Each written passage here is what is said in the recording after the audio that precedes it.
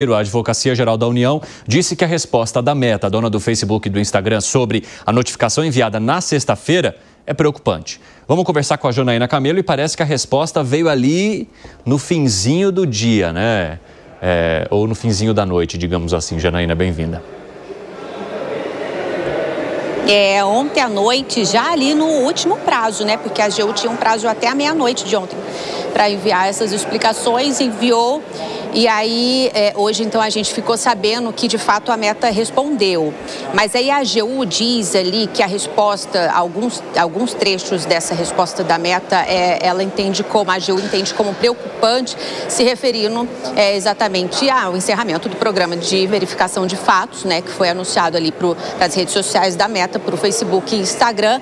E aí, a AGU disse que essa alteração pode ser um terreno fértil para a violação de direitos fundamentais dos usuários brasileiros. Então, só para relembrar, a Meta anunciou que, ao invés de usar agora para checagem de fatos, ali na moderação de conteúdo, para apontar o que pode ser uma informação enganosa ou não vai mais usar as organizações independentes de checagem de fatos, mas sim as chamadas notas de comunidades, que são feitas pelos próprios usuários. Então, os próprios usuários vão apontar o que seria ali uma fake news ou não. Então, na última sexta-feira, a AGU fez essa notificação à Meta, pedindo para que ela esclareça. Então, com essa alteração, como é que a empresa vai garantir que vai estar cumprindo com o combate a crimes na internet?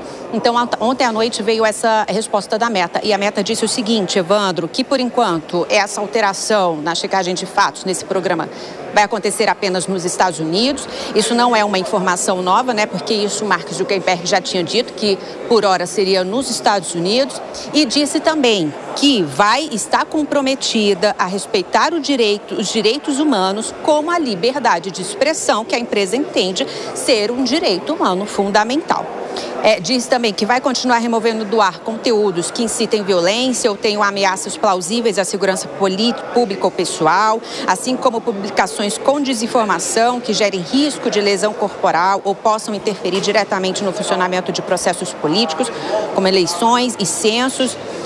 E disse também que essa mudança na política de conduta de ódio continua a definir características protegidas, que hoje inclui raça, etnia, nacionalidade, deficiência, religião, casta, orientação sexual, identidade de gênero e doença grave.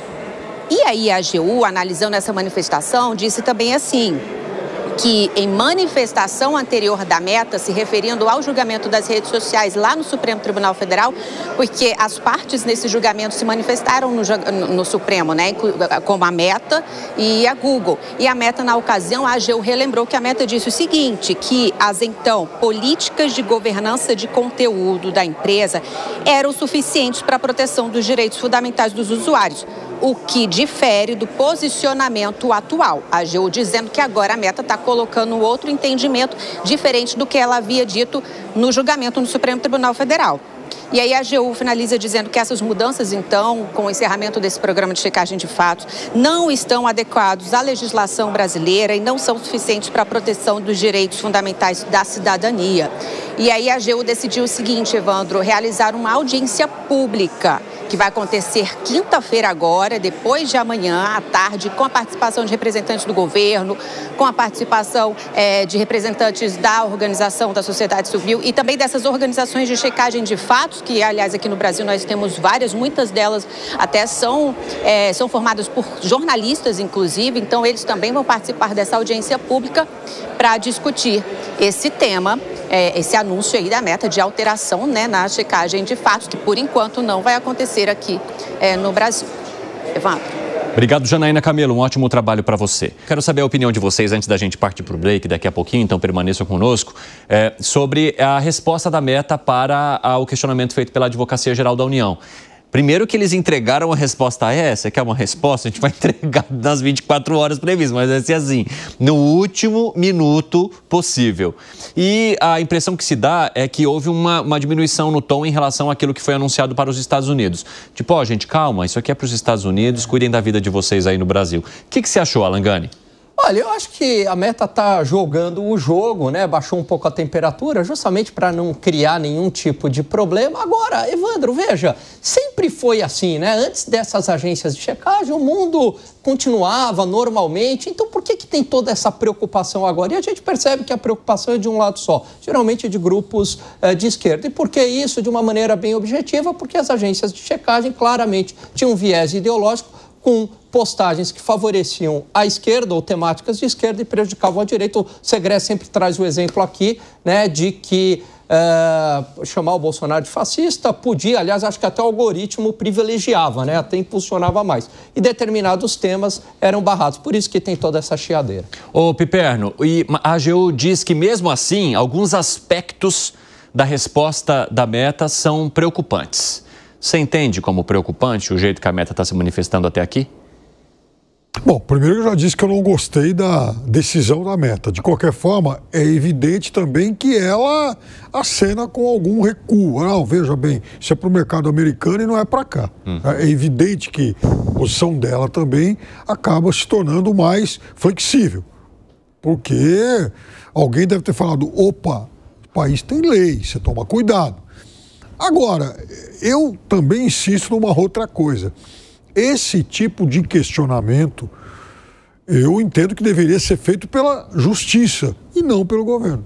Ô, Segré, a AGU também aponta a necessidade de uma discussão agora com a sociedade, a partir de instituições, etc., para entender essa decisão da Meta e a maneira como isso seria conduzido aqui no país.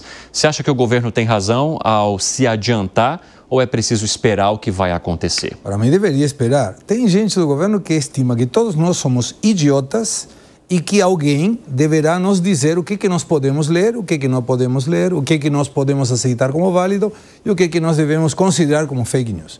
É claríssimo isso. Parte do governo está ainda no setor analógico. E como estamos na era digital, então tem algumas complexidades, sobretudo para aceitar críticas. Fiquem tranquilos. Hoje, por exemplo, voltei a postar uma situação do Pix. Não consigo turbinar. Não posso turbinar. Qualquer coisa que eu queira turbinar que fale do governo, não estou aprovado. Não dá. Mas se eu coloco alguma crítica ao presidente Bolsonaro, automático. Não tem problema nenhum. Então fica tranquilo que não...